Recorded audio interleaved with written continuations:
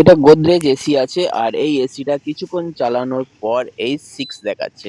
তো এর প্রবলেম কি আমি আপনাদেরকে দেখাবো। আর এই চ্যানেলে যদি আপনারা নতুন হয়ে থাকেন তো চ্যানেলটা সাবস্ক্রাইব করুন। দেখুন আমরা চালিয়েছি, চালানোর পর যে ইনডোরে যে ব্লোয়ারটা আছে ব্লোয়ারটা চলছে না, কিন্তু আউটডোর কম্প্রেসার নিয়ে নিয়েছে আর আউটডোর ফ্যান মোটর কম্প্রেসার চলছে। হ্যাঁ দেখুন H6 দেখাচ্ছে। তো এর প্রবলেমটা দেখুন যে বুলার যে মোটরটা আছে এই মোটরটা কোনো কারণে চলছে না, ওর ফলে এটা হচ্ছে। তো আমরা মোটরটা খুলে নিয়েছি, খুলে আমরা সেম মোটর নিয়ে চলে এসেছি। তা এই মোটরটাকে আমরা আবার ওই মেশিনের সাথে সেট করে দেব।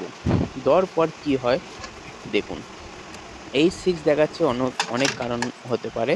তো আমরা ফার্স্ট কারণ দেখলাম যে মোটরটা খারাপ আছে, সেই মোটরটা আমরা আবার চেঞ্জ করে দিলাম।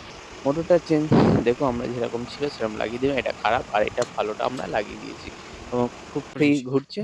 তো আমরা এটাকে আবার সেটিংস করে দিচ্ছি দেখুন, এটা বসিয়ে আমরা লাগিয়ে দিলাম। এবার যেহেতু এটা আমরা কুলিং কয়েলটা ছিল আর শুধু ক্যাবিনেটটা আমরা খুলে নিয়েছিলাম, আর এই পিসিবিটা আমরা লাগিয়ে দিচ্ছি দেখুন। পিসিবির ওপরে স্ক্রু টাইট দিয়ে দিলাম। এবার মোটরের যে কানেক্টার আছে কানেক্টারে আমরা পিসিবির সাথে কানেক্ট করে দিলাম, আর মোটরের যে আরেকটা লাইন আছে সেটাও দিয়ে দিলাম। তা আমরা পিসিবি কানেকশন করে দেওয়ার পর এবার চালাচ্ছি। তো দেখুন চলছে।